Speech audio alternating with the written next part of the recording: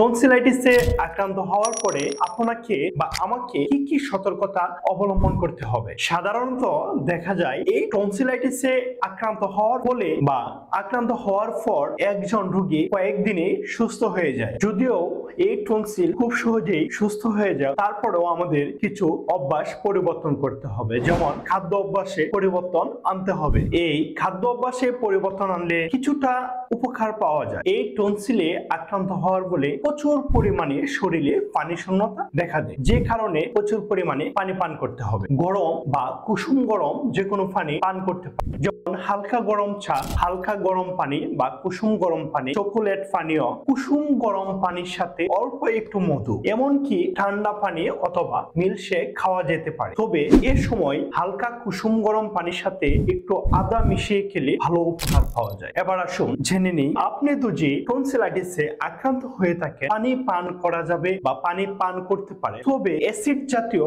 কোনো পানি পান করা যাবে না, কারণ এই অ্যাসিড জাতীয় পানি গলায় ইনফেকশনের সৃষ্টি করে থাকে। তবে আপনি যদি টনসিলাইটিসে আক্রান্ত হয়ে থাকেন তাহলে আপনাকে অবশ্যই নরম জাতীয় খাবার যেমন ঝাউ বা কোনো স্যুপ এ সময় খুব উপকার করে বা এগুলা খেলে ভালো উপকার পাওয়া যায়। গড়গড়া করে কুলি খাওয়া দাওয়ার পাশাপাশি 1 গ্লাস কুসুম গরম পানিতে 1 চামচ পরিমাণ লবণ দিয়ে গড়গড়া করে কুলি করলে কিছুটা উপকার পাওয়া যায়। তবে দিনে এই কাজটি 3 থেকে 4 বার করা উচিত এবং পাশাপাশি বিশ্রাম নেওয়া উচিত। টনসিলাইটিসে আক্রান্ত হলে বেশি বেশি নরম খাবার খেতে হবে এবং বেশি বেশি কুসুম গরম পানি পান করতে হবে। তবে টনসিলাইটিসে আক্রান্ত হলে বেশি বেশি তরল জাতীয় খাবার এবং গরম পানি পান করা উচিত। শিশুদের ক্ষেত্রে ঝাউ বা যে কোনো স্যুপ কুসুম গরম করে খাওয়ানো যেতে পারে। তবে এই টনসিলাইটিসে আক্রান্ত হলে গলায় কোনোভাবে ঠান্ডা লাগানো যাবে না। তবে ধূমপান এর কারণে